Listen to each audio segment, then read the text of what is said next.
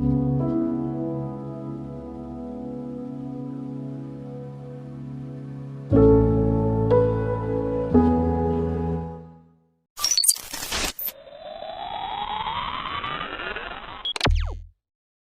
Friends, எல்லோரும் எப்படி இருக்கீங்க? நல்லா இருக்கீங்களா? ஃப்ரெண்ட்ஸ் சப்ஸ்கிரைப் பண்ணுங்கள் ஃப்ரெண்ட்ஸ். அப்படியே பக்கத்தில் இருக்க பெல் ஐக்கானை கிளிக் பண்ணுங்கள்.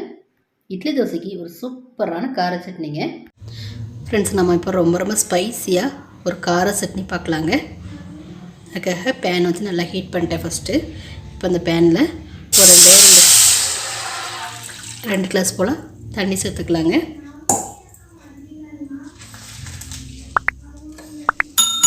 இப்போ நம்ம சேர்த்துற தண்ணியில் ஒரு 6 வரமிளகாங்க, அடுத்ததாக ஒரு 10 பல் பூண்டுங்க,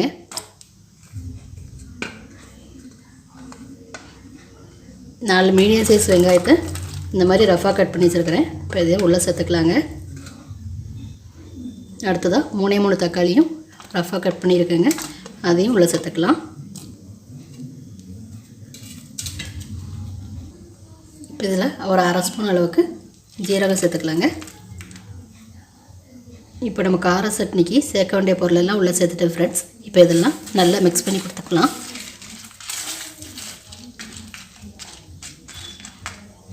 பொதுவாகவே நம்ம கார சட்னி செய்யும் போது வெங்காயம் தக்காளிலாம் வதக்கி தான் அரைப்போம். இது கொஞ்சம் டிஃப்ரெண்ட்டாகவும் இருக்கும், ஆனால் டேஸ்ட்டு செம்ம சூப்பராக இருக்கும். ஃப்ரெண்ட்ஸ் நம்ம சேர்த்துருந்த வெங்காயம் தக்காளிலாம் நல்லா ஒரு 10 நிமிஷம் போல் வெந்து வரட்டுங்க. அதுக்காக மூடி வச்சு வேக வச்சுக்கலாங்க. ஃப்ரெண்ட்ஸ் இப்போ நம்ம சேர்த்துருந்த வெங்காயம் தக்காளிலாம் நல்லா வெந்துருச்சுங்க. ஓப்பன் பண்ணி பார்த்துக்கலாம்.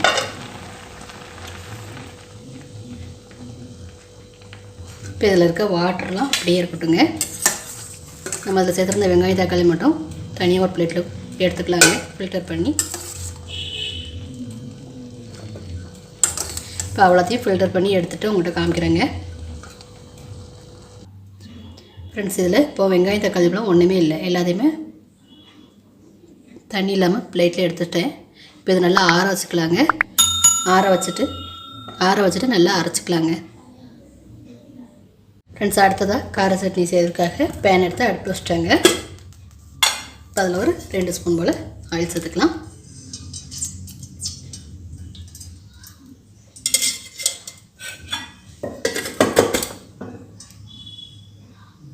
இப்போ ஆயில் நல்லா ஹீட் ஆகட்டும் ஃப்ரெண்ட்ஸ். வேக வச்சு எடுத்த வெங்காயம் தக்காளி பழத்தை நல்லா ஃபைன் பேஸ்ட்டாக அரைச்சிட்டேங்க. அதில் உள்ள தண்ணியும் ட்ரைன் பண்ணி எடுத்து வச்சுருக்கிறேன். இது கடைசியாக சேர்த்துக்கலாங்க. இந்த தண்ணியை ட்ரைன் பண்ணும் போது அடியில் வந்து ஜீரகம் வந்து அடியில் இருக்குங்க, அதையும் வெங்காயம் தக்காளி கூட சேர்த்து அரைச்சிக்கலாங்க. ஃப்ரெண்ட்ஸ் இப்போ ஆயில் நல்லா ஹீட் ஆகிடுச்சுங்க. ஒரு 1/2 ஸ்பூன் போல் கடுகு கூடவே கொஞ்சமாக உளுந்து பருப்புங்க. இதெல்லாமே நல்லா பொரியட்டும் ஃப்ரெண்ட்ஸ். ஃப்ரெண்ட்ஸ் இப்போ கடுகு நல்லா பொரிஞ்சிட்ருக்கு. இதில் ஒரு 3 வரமிளகாவை கிள்ளி வச்சுருக்கேங்க. இப்போ அதை சேர்த்துக்கலாங்க.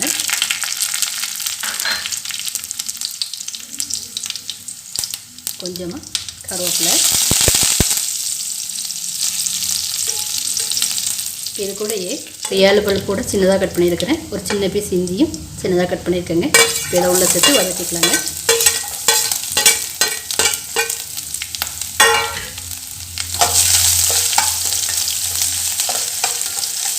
இது எல்லாமே இப்போ லைட்டாக ஃப்ரை ஆகி கலர் சேஞ்ச் ஆகட்டும். அதுக்கப்புறம் நம்ம வேக வச்சு எடுத்து வெங்காயம் தக்காளி பழத்தை உள்ளே சேர்த்துக்கலாங்க. ஃப்ரெண்ட்ஸ் இஞ்சி வெள்ளை கூட நல்லா ஃப்ரை ஆகி நல்லா ஸ்மெல் வந்துட்டுருக்குது. இப்போ இந்த டைமில் நம்ம வேக வச்சு அரைச்சி எடுத்த வெங்காயம் தக்காளி பழத்தை உள்ளே சேர்த்துக்கலாங்க. சட்னியை தாளிப்பு கூட சேர்த்ததுக்கப்புறம் நம்ம வேக வைக்கும் போது சேர்த்துருந்த தண்ணியும் சேர்த்து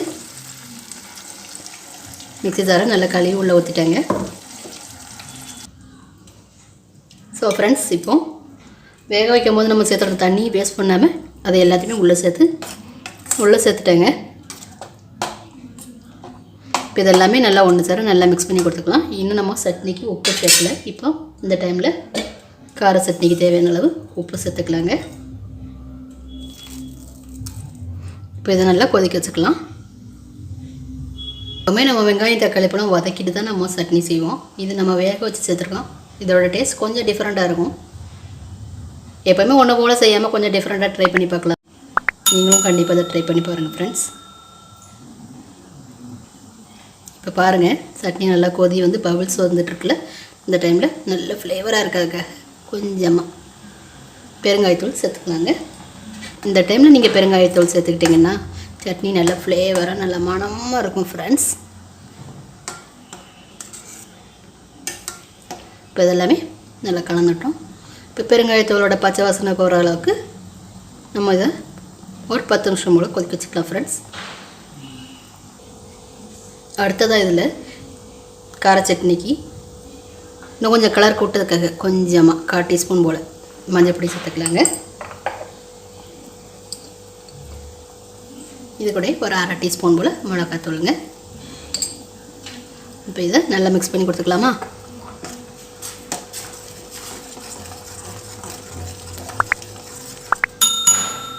ஃப்ரெண்ட்ஸ் மிளகாத்தூள்லாம் சேர்த்துட்டேன். இப்போ சட்னி கொஞ்சம் உப்பு பத்தாதுங்க, கொஞ்சமாக உப்பு சேர்த்துக்கலாங்க.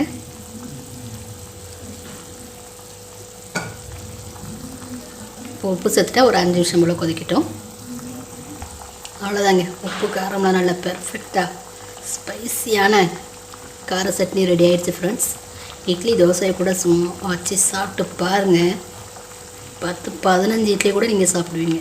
அந்தளவுக்கு இதோட ஃப்ளேவர் செம்மையாக இருக்குதுங்க. கொதிச்சிட்டு இருக்கும் போதே மனம் அந்த அளவுக்கு சூப்பராக வந்துட்டுருக்கு ஃப்ரெண்ட்ஸ். இப்போ கடைசியாக கொஞ்சமாக கருவேப்பிலை மேலே தூவிட்டு ஃபினிஷ் பண்ணிக்கலாம். ஃப்ரெண்ட்ஸ் லைக் பண்ணுங்கள், ஷேர் பண்ணுங்கள், மறக்காமல் சப்ஸ்கிரைப் பண்ணுங்கள். Thank you friends.